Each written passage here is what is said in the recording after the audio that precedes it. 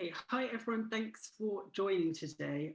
Thank you for taking the time out of your day to listen to me talk about mythology and mysticism.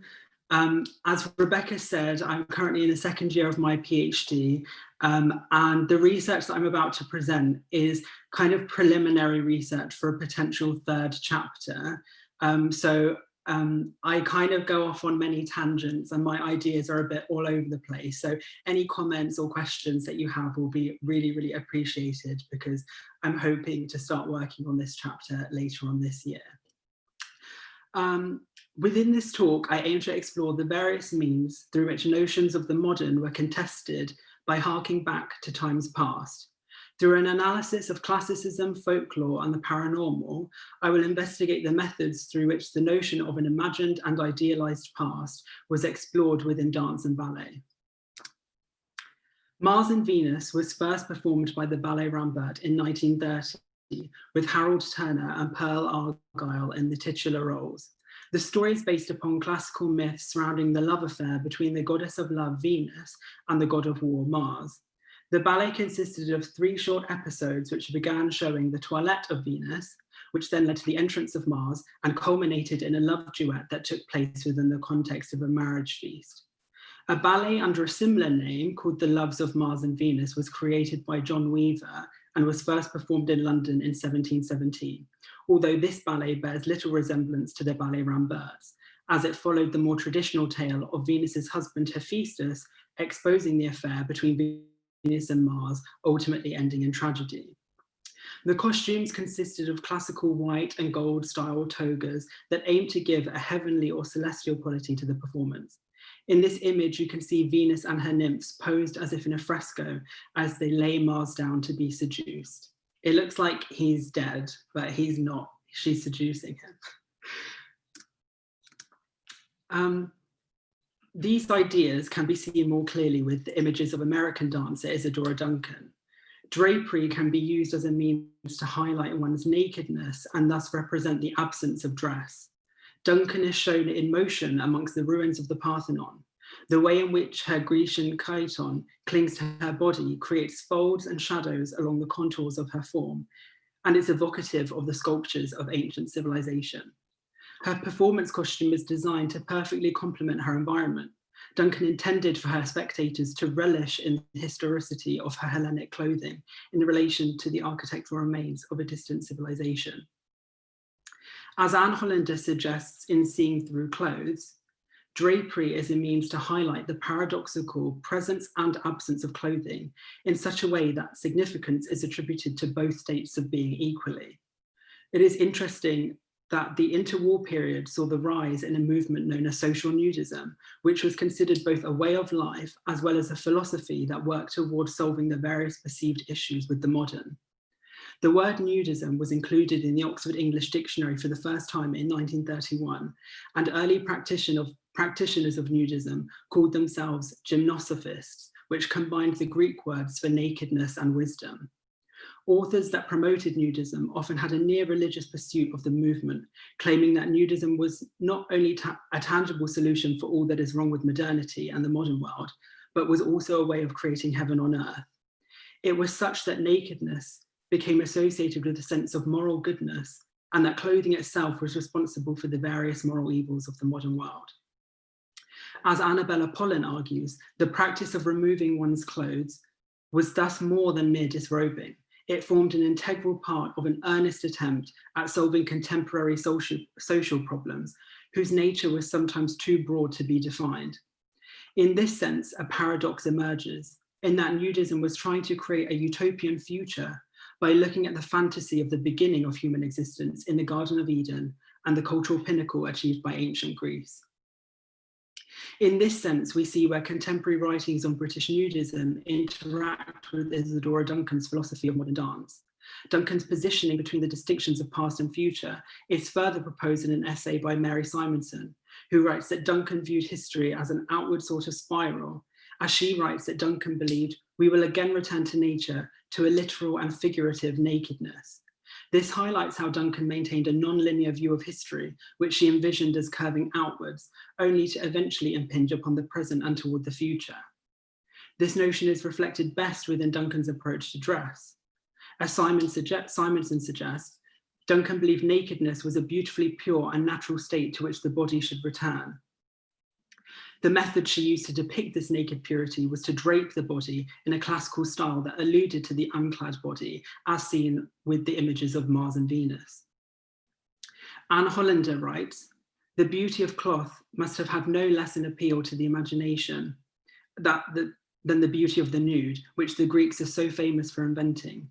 Duncan drew upon classical imagery of the draped body in order to reveal the naked contours of her form, which helped to highlight her movements as a dancer." Physical Culture was an American magazine established in 1899 by Bernard McFadden. Similar magazines existed in the UK, such as the Health and Efficiency magazine, which touted the various positive consequences of physical exercise in relation to health and mental well-being. Health and Efficiency had its roots in physical culture and discussed nudism from at least 1925, but became fully devoted to the practice from between 1931 to 1932. The magazine had the naked body as the principal subject of its photography, featuring white and often tanned youthful and muscular bodies depicted in natural outdoor settings. In relating this back to Duncan, we need to examine how she tended to view history as incomplete and non-linear, which stressed an importance to observe the way the past impacted the present. The liminality between the primitive and the modern is further illustrated by Duncan, who is quoted as saying, "If we seek the real source of dance, if we go to nature and find the dance of the future is the dance of the past." It can be seen how Duncan holds the belief that one must look towards the past in order to impact the future. She maintained that dance had the power to make over human life, down to its last details of costume, of morals, of way of living. Therefore, the past's influence upon the future not only included dance theory and technique, but also the moral and ethical nature of society as a whole. Duncan believed that in looking to the past, she could improve sociality within the present and work towards a more fulfilling future, much like the nudist movement of interwar Britain. Duncan believed that nature and the natural body must be liberated through dance as a means to free the body and mind from the confines of modern society. She once said, "If you look under the skirts are dancing deformed muscles. Still further, the muscles are deformed bones. A deformed skeleton is dancing before you. This is deformation through incorrect address, and incorrect movement is a result of training necessary to the ballet." Within Duncan's reproach of ballet lies the notion of an inherent loss that exists within the mechanized body of modernity. Duncan used the natural body as a means to romanticize the past, which led to her dance theory that relied upon romanticization to free the confined and corseted body of the ballerina to an unencumbered body draped in cloth. Much like how the nudists of the interwar period wished to disrobe themselves from the confines of clothing.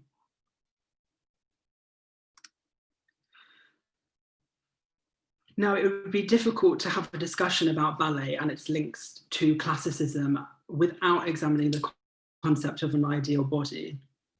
Here we can see a sculpture from 120 to 140 AD of Mars and Venus, as well as an image from the early 1900s in a guide towards drawing by Edouard Lanteri, showing the ideal proportions of the male physique. Ninette de Valois, who was the founder of the Sadler's Wells Ballet Company, which later became the Royal Ballet School, de Valois looked back to the 18th century for a definition of ideal form of dancers, and she derived her definitions from the French ballet master Jean-Georges Noverre and his Letters on Dancing and Ballet, which was published in 1760. Within this, three categorizations of the dancer type are put forth. The dancer noble, who is taller and perfectly proportioned and is accorded the classical or heroic roles. The second is the demi-caractère, who is elegant and of medium height. And finally, the character dancer, who is shorter and performs roles that often require the greatest technical ability. While the practice of allotting roles according to bodily appearance was prevalent in the ballet, at times the rules were sometimes waived, particularly when it came to male dancers. Dance historian Geraldine Morris asserts that it is mostly due to the fact that dancers who are admired for their technical capacity and ability to move rapidly are generally smaller and shorter limbed. This is perhaps why so many of the famous male ballet dancers throughout history are all notably smaller than the average male. For example, Vaslav Nijinsky was reportedly around 5'3", Rudolf Nureyev was 5'8", Eric Brun was 5'7", and Mikhail Baryshnikov is around 5'6". While these dancers have definitely performed character roles, and most notably in Nijinsky's case, there were character roles that were specifically choreographed for this purpose, such as seen with Afternoon as a Faun, many of the dancers are more well known for the roles that, under Nauver's definitions, would have been ascribed to the dancer noble. As Geraldine Morris proposes, a short and muscular stature is actually to the benefit of the male dancer, due to the fact that proportionally they were able to project a more masculine image on stage, which was ultimately the ideal archetype for male dancers. Morris writes that the traditional 20th century attributes for the male dancer is physical strength, and consideration of line or bodily appearance is deemed almost irrelevant. Nijinsky, for example, was famed for his physical prowess on stage, and his short legs and thick muscular thighs were often fetishized by audiences. Nijinsky first performed L'Après-midi d'un Faun at the Théâtre du Châtelet during the summer of 1912. The ballet was 12 minutes long and depicts a group of nymphs who stumble upon a young faun in the woods. The faun, in his attempt to flirt with or seduce them, ends up intimidating them off stage. He chases one of the nymphs and causes her to drop her scarf, which falls onto the stage floor. Although the other nymphs attempt to retrieve the scarf, the faun scares him off stage and proceeds to lay the scarf down upon a rock. The ballet concludes with the faun making subtle thrusts into the surface of the scarf until his eventual climax. This image shows Nijinsky in profile as the titular faun. His head is awkwardly tilted upward while his arms jut out from his sides in a similarly uncomfortable looking manner. One foot is planted firmly on the ground, while his other is posed delicately, leading the eye to the fig leaves that signify his genitalia. The lighter parts of his costume appear to blend seamlessly with his skin, while a vaguely bovine animal print conceals other areas of his body. The costume and general posturing of Nijinsky's body gave an unsettling and unnatural impression to the viewer. In an essay entitled Dancing Without Space, Hannah Jarvinen argues that a key reason why Nijinsky's faun was considered sexually scandalous at the time was due to the revealing nature of his costume. Jarvinen argues that the scandal was generally attributed to Nijinsky's provocative costume, skin-coloured body stocking with dark patches that were partly painted on the dancer's body, and a strategically placed wreath of leaves that seemed to have been designed to emphasize the faun's crotch. As described by Jarvinen, this image shows Nijinsky in a tight-fitting and revealing costume that essentially presents the male body as though it were nude. The Ballet Rambert had their own performance of Nijinsky's faun in 1931, with Frank Staff as the titular faun, and this is depicted in this image. You can see that for the British rendition, the leggings were made much more apparent as being an item of clothing separate from his naked torso, possibly as a scandally provocative nature of Nijinsky's original costume. In a similar sense, Ashtons Horoscope from 1938 shows principal dancer Michael Soms in the traditional types often worn by male dancers, but he's wearing a caged shirt that reveals the naked skin beneath. Similar to what Holland discussed in relation to drapery, the garment works to highlight both the presence and absence of clothing. The ballet Horoscope is about a forbidden love story between a man and woman born under the incompatible signs of Leo and Virgo. However, due to them both sharing a moon sign in Gemini, the couple are able to confess their love for one another under the presence of the moon. Similar to what will be discussed later on with the notion of fairy tales, horoscopes began to increase in popularity during the interwar period, with the first printed horoscope in a newspaper being Princess Margaret's in the Sunday Express in August of 1930.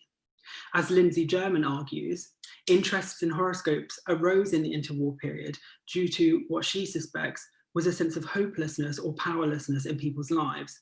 And this will be discussed later in depth within my discussion. When de Valois decided upon the early repertory for the Sadler's Wells Ballet, she decided to incorporate the pre-existing successes from the Parisian and Russian ballets, such as Giselle, Sleeping Beauty, Swan Lake, and the Nutcracker. De Valois herself was not much fond of the classics and instead referred to her own original choreographies of the 1930s as the new classic standard of ballet. What I aim to consider is why so many of these ballets were derivations of folklore or fairy tales, and what this might possibly say in a wider context. Dance historian Beth Genet writes, however, that by acknowledging and canonizing dance's past, de Valois and her circle did not mean to jeopardize this future, nor did she mean to dominate, for past works to dominate the repertory. Her conviction was that the classics and contemporary works could and should exist side by side. She made this very clear in her writings. So the point was to preserve and legitimize dance's past in a means to ensure that it had a future. So much in the same way that Isadora Duncan and the nudists hark back to this imagined notion of the beginnings of human existence, de Valois also looked to the beginnings of ballet in order to establish her own company. The ballet Sleeping Beauty is a classic work that details the struggle between good and evil. An evil fairy places a curse upon the Princess Aurora due to the fact that she was not invited to her christening. However, due to the protection of the benevolent lilac fairy, Princess Aurora is able to be awakened from her 100-year curse due to the kiss of her Prince Charming. In these images, you can see a costume illustration from Oliver Messel from the 1945 performances of Sleeping Beauty, side by side with the costume illustration from Leon Bax from 1921. Notice how even though the designs are very different, the recurring theme is the integration of the natural elements imposed upon the human body, which signified the role of the fairy as one that is between both the natural and human worlds, much like how Isadora Duncan decided to situate herself in between the ancient and the modern. In this next slide, you can see the set design for the 1939 production of Sleeping Beauty by the Sadler's Wells, in which the lilac fairy is the central figure, and she merges with the natural setting of the background. The violet hues of her costume are used as shadows throughout the set design, signifying a sense of unity between her and her natural surroundings, thus emphasizing her role as a conduit between the human and the natural. So I will now take a brief tangent into the increased interest in English fairies and folklore during the interwar period. The Fairy Investigation Society, which was an official society, was founded in 1927, but was disbanded with the onset of the Second World War, although it was rumoured to have resurfaced post-war. Its members genuinely believed in the reality of fairies and wished to accumulate knowledge and classify the various encounters with what they called nature spirits. Investigation into fairies in the United Kingdom had its origins with the British interest in spiritualism, which harked back to the Victorian era. And it was resurgence of these interests of these topics during the interwar period. And that was largely due to famous individuals like Arthur Conan Doyle, who was engaged with the Fairy Investigation Society. The society was created by Quentin Crawford, a naval officer with an aristocratic background who, while in the Navy, had picked up a fascination with the wireless telephone. During the 1920s, he began to employ wireless technology to contact the spirit world, and he was widely known as the wireless man amongst spiritualist circles. Crawford was quoted as saying that learning about fairies was much like making friends with the wild creature, the woods. He befriended animals, claiming to develop telepathic communications with them. Although members of the society were largely a secret, suspected members were Arthur Conan Doyle and also later Walt Disney, who is believed to have engaged in the society after it had been re-emerged post-World War II. He believed that fairies were spiritual manifestations of the powers of nature, and they believed that it was our responsibility to respect and befriend our natural world. In the 1960s, Marjorie Johnson, who was the secretary for the society during the interwar period, began work on publishing a book documenting people's experiences with the fairy realm. The Sunday Pictorial published a sensationalist story about her, claiming that she was working on a book about the sex life of spirits, and Johnson is quoted as saying, "It has taken me years of study to win their friendship and discover the secrets of their sex life, but anyone who has admitted to the circle of friendship is very fortunate. Through billions of years, fairies have learned the secrets of universal love. So she's basically writing the Cosmo magazine of the interwar period.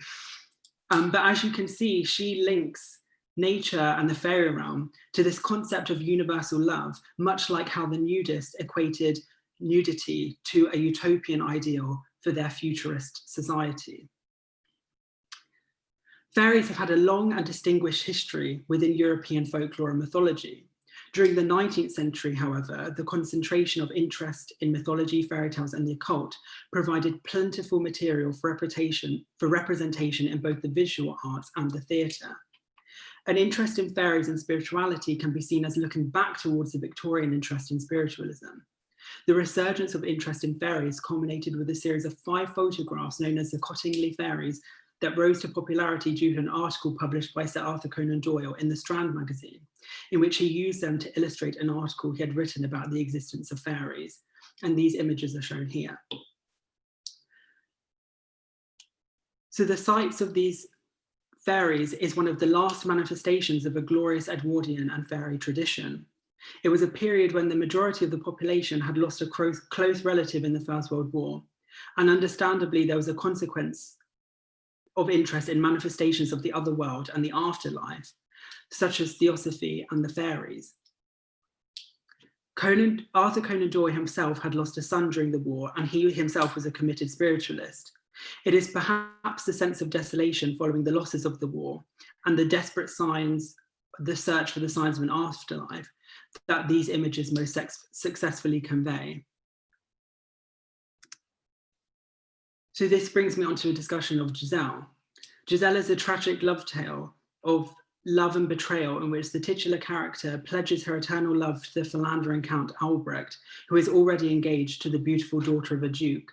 When Giselle discovers this, her despair leads her deep into the forest, in which her sadness turns her into a ghostly nature spirit. Within these images, you can see Alicia Markova in the role of Giselle, as well as the ghostly quality behind the photographs. Much like the renewed interest in folklore during interwar Britain, there was also an increased interest in the paranormal. Hauntings were reported and investigated often in interwar England. Cultural historian Joanna Timms writes that the historians of English hauntings have demonstrated that belief in ghosts often mirrors social values and reflects the cultural trends of the age in which it arises. Ghost hunting reflected serious socio-cultural concerns in interwar England, and they were motivated by a desire to re-engage with English heritage, which they believed was being threatened by suburbanization and American influence. The Society of Psychical Research, which was founded in 1882 but continued to operate throughout the interwar period, believed in investigating mental phenomena such as telepathy, hypnotism, and clairvoyance, but presented hauntings as hallucinations of impressionable or damaged minds, rather than indications of post-mortem survival. Individuals who went on ghost hunting investigations rarely reported genuine signs of spiritual activity, and one disappointed enthusiast expressed extreme disappointment when he went to investigate a house that supposedly contained a nude ghost and was upset that he didn't get to see it. Timms puts forth the notion that articles on hauntings were reported in popular newspapers and magazines during the interwar period, and that such stories attracted a wide readership. Timms argues that the ghost hunting reflects broader socio-cultural concerns in interwar England, not least the perceived disintegration of national heritage, as landed estates were being broken up and the heirlooms of their aristocratic owners were dispersed amongst the new rich. It is in this sense that ghost hunters aim to reconnect with an endangered history and culture that faced decline with the onset of rapid modernization, such as suburbanization and the loss of rural areas due to the development of the motorways. It is in this sense that the old abandoned manor house in the English countryside may not necessarily harbour the spirits of the undead, but was instead representative of a declining way of life. Ghosts were therefore seen as eloquent relics of a more civilized age. Known psychical researcher Harry Price, whose occult collection was later donated to Senate House Library, wrote a book entitled Confessions of a Ghost Hunter, where he put forth the notion that the basic psychoanalytic theories of the conscious and the subconscious mind were relevant to the investigation of spirits. In this sense, the subconscious mind interacts with the relics of a lost age as a means to grapple with the complexities of modern life, much in the same way as the nudists and Isadora Duncan sought to look to the past as a means to topple their various grievances with modernization. So within my talk, I hope to have aimed to looking at how dance and ballet within this period interacted with the concepts of nudism, classicism, fairy tale, and the paranormal, to show that looking towards the past was a means of grappling with their various grievances that they had with the complexities of modern life. So that's me finished.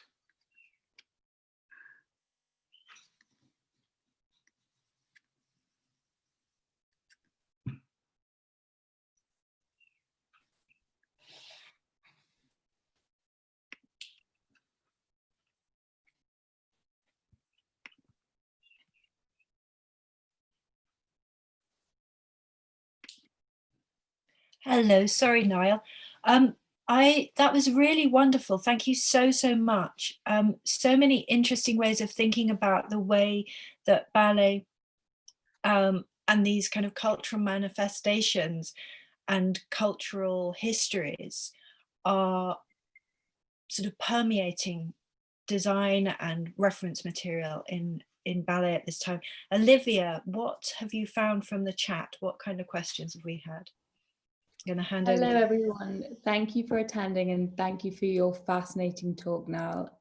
We're just going to take a few questions now, so if you do have any, please feel free to put them in the chat.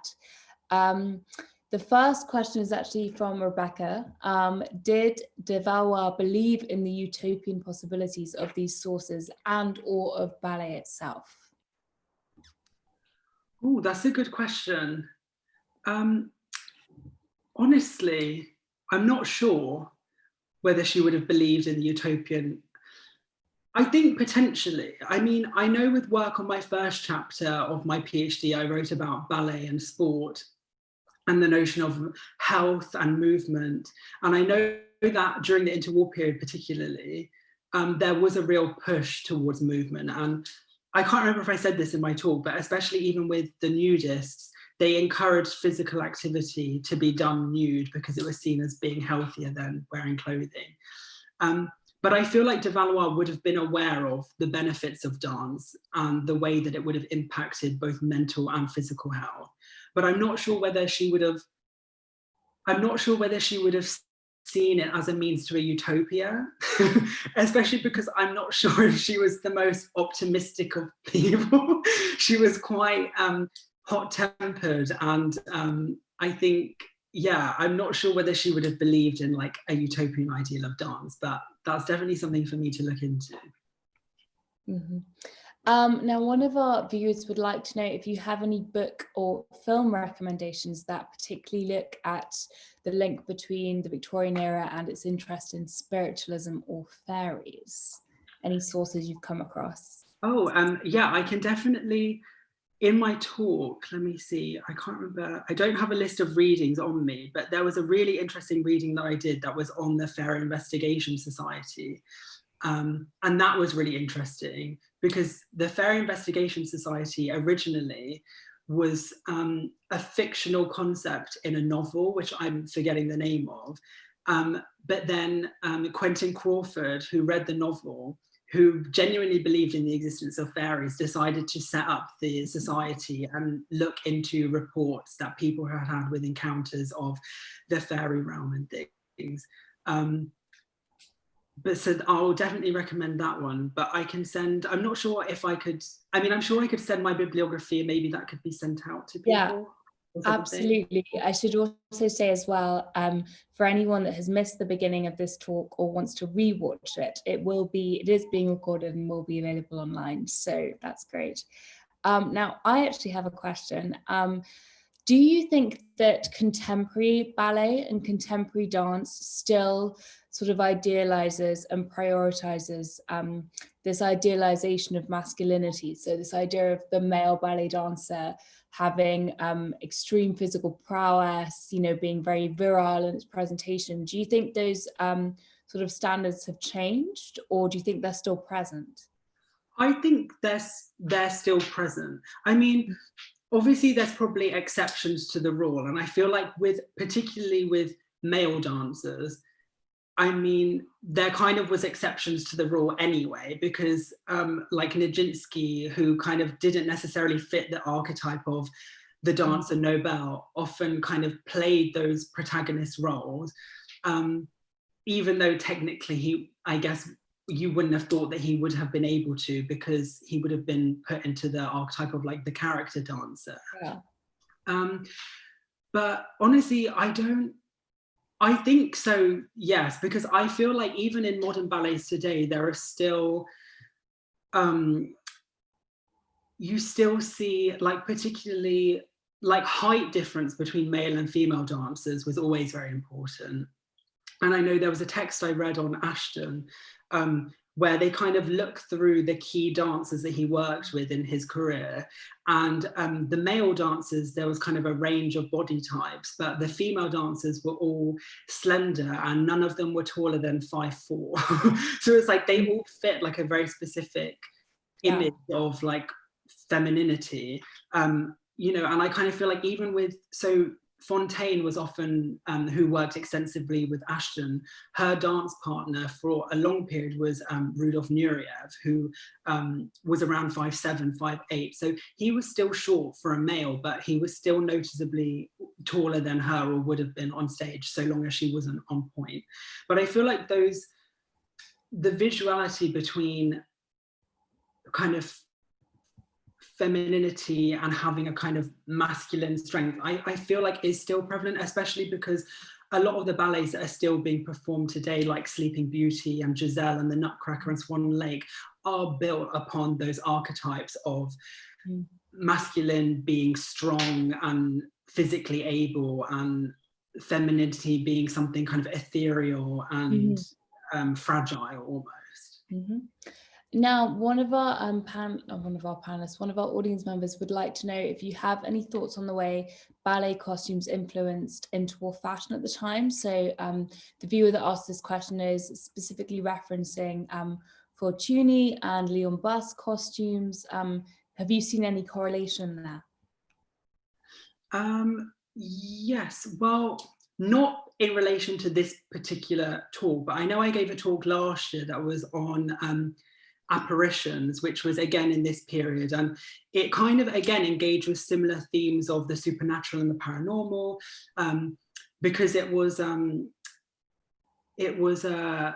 basically about this kind of demonic, this woman, a kind of typical ingenue type figure that was being seduced by demons, and it kind of engages with that same notion of something being otherworldly, and like the intersection of human existence with that of this natural or supernatural.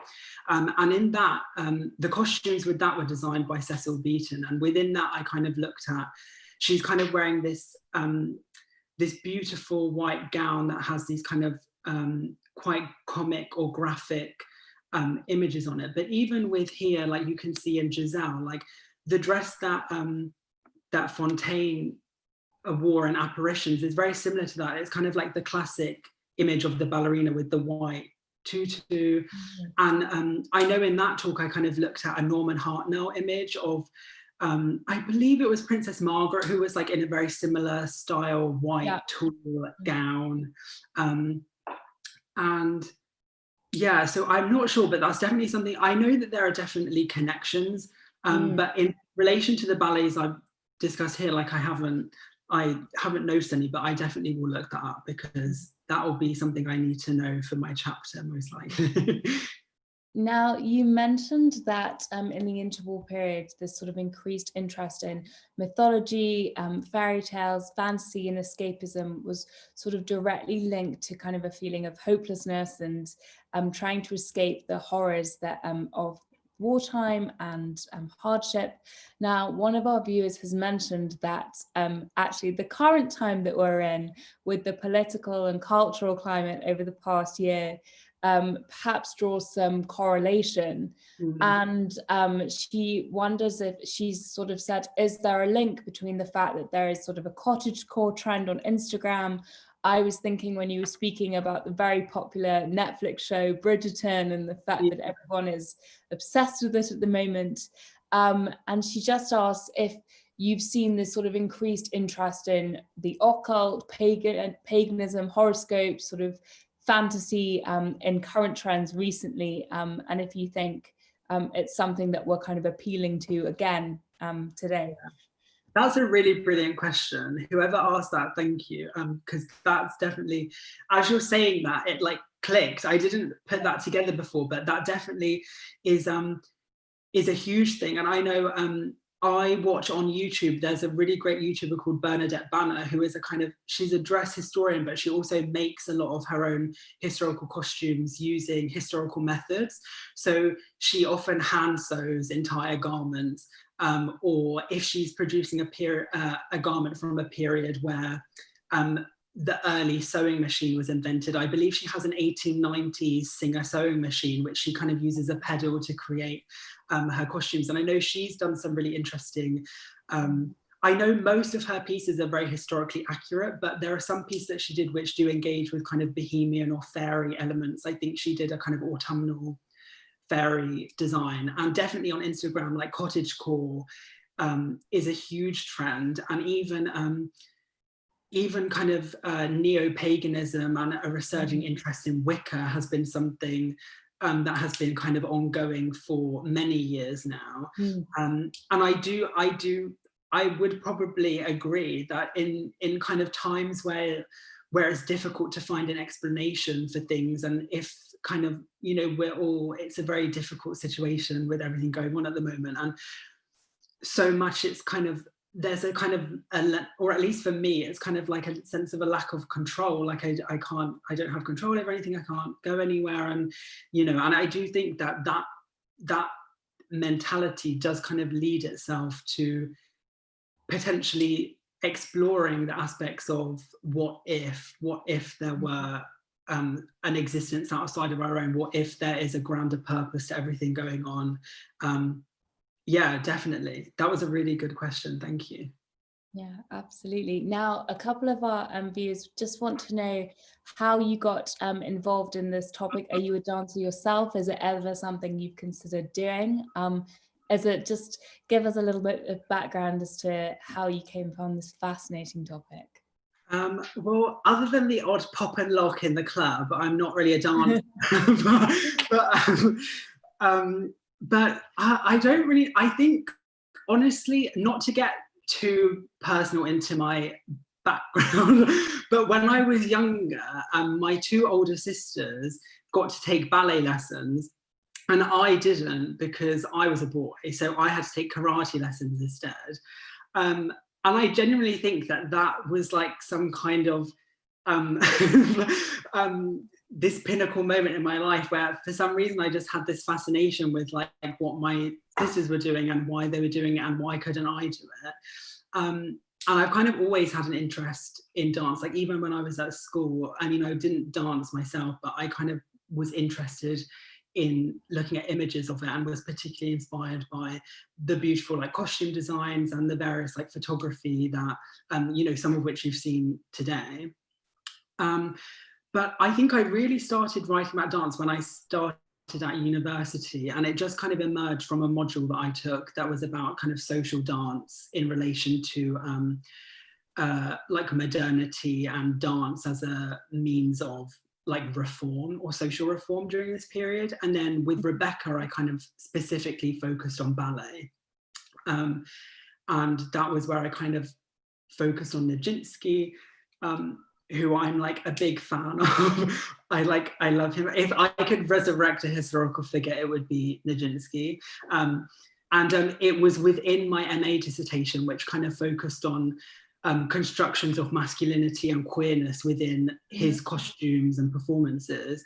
That was how I noticed that there was a real gap in critical literature on English ballet. Like there's a lot of historiographies of English ballet. I have a whole pile of books that I'm slowly working my way through, that are kind of these biographies of various people and individuals like Ninette de Valois, Frederick Ashton and Ballet Rambert, like these people who really impacted and founded like ballet in Britain. But it's kind of in terms of relating that to a wider cultural context, that's what I kind of felt was missing in the literature. And that's kind of what I'm really hoping to achieve with my PhD, is using kind of the development of English ballet as a launching point to discussing wider cultural issues at the time.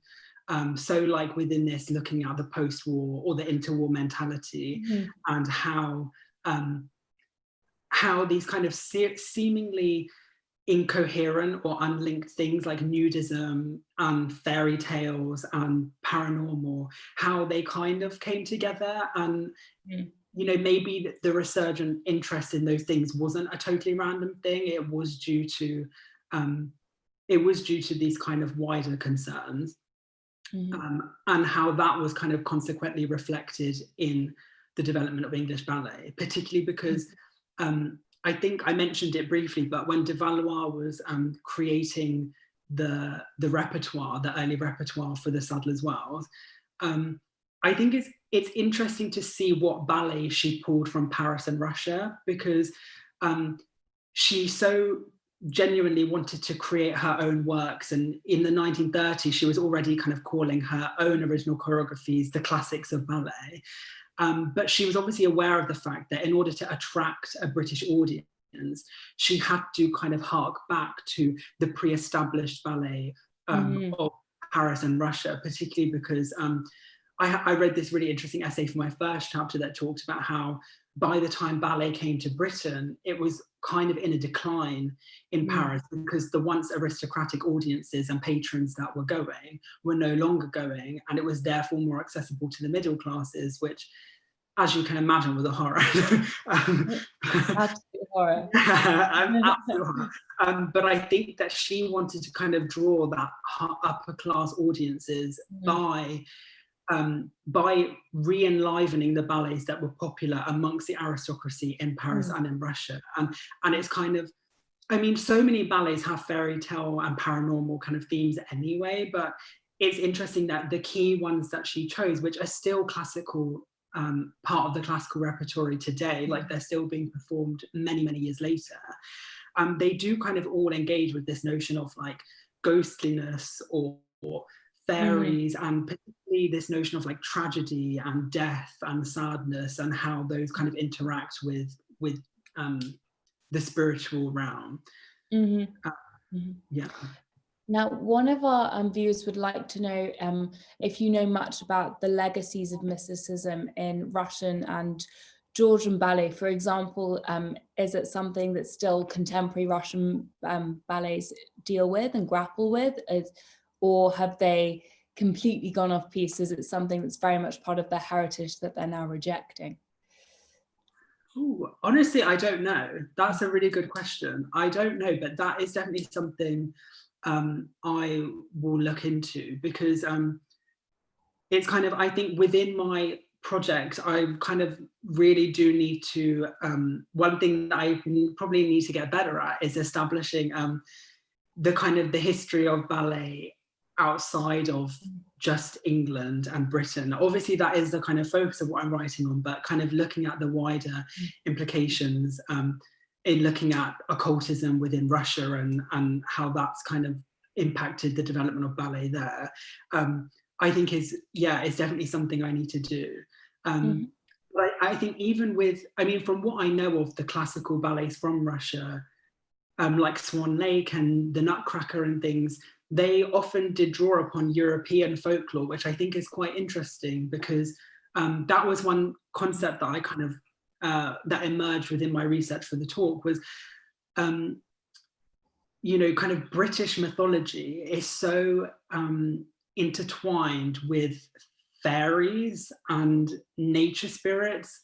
And it's kind of, it's interesting that even within Paris and Russia, like obviously it was kind of more generally European folklore, but how well those kind of fairy tale ballets translated to the already pre-existing literature of fairy tales within Britain. Mm-hmm. Now, a lot of our viewers have given some good research suggestions for you, so I'm just going to go through a few, and maybe you can let them know whether you're familiar or not. So one of our viewers has mentioned, when looking at the male dancers' bodies and attitudes towards them, perhaps you might want to look at reviews of Nureyev's competitors when he first arrived. He particularly mentions David Blair, and reviews of La Fille Malgarde, and how these reviews of other male dancers changed over the years. He's suggesting that as a good documentary source. Yeah. We then also have a question. Joanna would like to know if you're familiar with the work of Laura Knight and her paintings of the Ballet Russe, and her costume designs. Are you familiar with that? And if so, do you think that there is a correlation between the art scene and this sort of preoccupation with mythology? Yeah. No, I'm not aware of Laura Knight. I will definitely look into her. But yeah, I think the kind of the look at the links between art and mythology and occultism, and how that's kind of also engaged with the ballet is definitely like very, very interesting. And I know one of my, in doing the reading for this, I kind of stumbled down a rabbit hole of reading about automatic writing, and it kind of reminded me back to my days in undergrad studying about the surrealists and, and the automatic writing that was used as a kind of means to unlock the unconscious mind. And it's kind of, it's funny that these kind of, these artistic practices were also kind of relevant to the paranormal, as well as also some, there were some images that I think I might have taken them out because I wasn't sure if I was going to be speaking for too long, but there are some kind of costume illustrations hastily done by, I know there's one of Leon Bax by, of Isadora Duncan, and it's kind of, the lines are so, like, it to me almost looks like it's an automatic writing, drawing image of these kind of, these non-linear lines that are kind of not connected, but they kind of vaguely form the shape of her swirling around in her Grecian fabrics. And it's kind of, I think that the relationship between artists and the ballet and these kind of wider themes of occultism and fairy tale stories is definitely something I will look into more. Absolutely. Now, one of our viewers would like to know your thoughts on the impact of Nijinsky and the Ballet Russes on the London art scene, particularly because Nijinsky was known to be gay at the time. Do you think his performances, his cultural following, his celebrity had any impact on queer visibility at the time, queer artists? And is there perhaps a link with mythology in this respect and this idea of escapism? Yeah, definitely. I mean, in terms of Nijinsky, I know there's some great illustrations of by Georges Barbier of him, and there was also a store, I believe Cyril Beaumont, who was a dance historian, had a kind of a store that was dedicated to dance and dance history. And I know in one of the readings I did for my MA dissertation, he sold these like wooden bookmarks that were of Nijinsky's faun, like really like weird, like I mean I would want one, but also why would you need that? But it's but it's like kind of looking at the way that it's impacted in London and kind of queerness. I'm not really sure, because while Nijinsky was a kind of, I mean, I remember in my dissertation, I'm kind of going off on a bit of a mental tangent here, so please bear with me. But I remember with my dissertation, I remember I kind of had to kind of conclude or just kind of preface that Nijinsky kind of, had a wife, and obviously, yes, it was kind of societal expectations of the time, but I know for the dissertation, I like read through his diaries with like a fine-tooth comb, which were definitely a very interesting read if any of you like Nijinsky. And he kind of describes Diaghilev, who was his kind of collaborative partner, as well as also his romantic partner, with intense hatred after he had stopped working with him at the Ballet Russes. And it's unclear to me whether his sexuality is a bit of a grey area to me, because he really did seem in his diaries to love his wife. And I do think there was a part of him that loved Diaghilev as well. But it's kind of, you know, some scholars I remember reading had debated whether it was more of a kind of transactional relationship, because Nijinsky was having these principal roles choreographed for him, and he was kind of Diaghilev's muse, and whether there was that kind of transactional element, which isn't uncommon in the history of ballet. I remember for one of my, I can't remember when I did this reading, but it was talking about ballet dancers in Paris and how oftentimes they wouldn't have enough money to eat or for accommodation, so they oftentimes have to supplement their income through prostitution by kind of male patrons of the ballet, because a lot of the audiences back then were male. And I remember that was something that came up within my readings of Nijinsky with my MA dissertation, and how his kind of presenting such an overly sexualized male body on stage, particularly with the faun, kind of problematizes the male audience, because it kind of puts them in this position of homoerotic viewing, which particularly in the faun, where Nijinsky's character literally is simulating masturbation on stage. And for male audiences, I would imagine it would kind of have situated them within this voyeuristic aspect of watching another man pleasure himself or simulate pleasuring himself on stage. And I don't know, I feel like I've like lost my train of thought now. I don't think that really answered your question, so I'm really sorry, but I do think that queerness and Nijinsky is such a big, overwhelming topic that I need to kind of go back and do all my readings about that.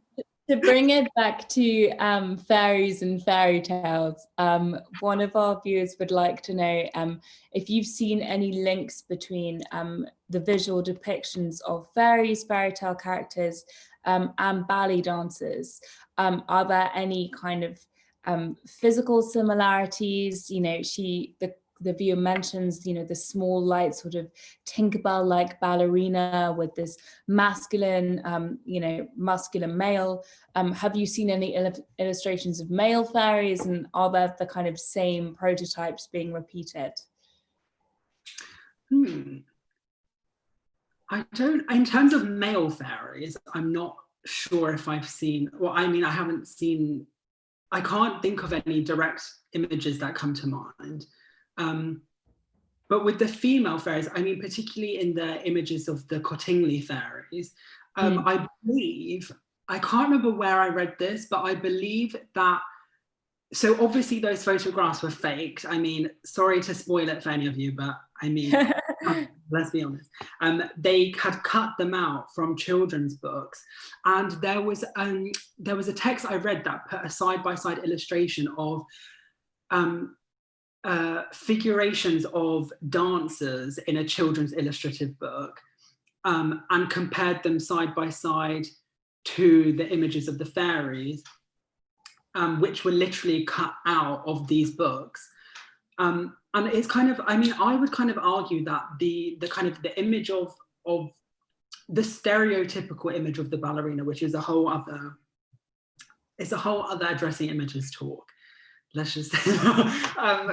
But that kind of image, I would say, is very closely intertwined with depictions of fairies, particularly from, you know, the ones that spring to mind from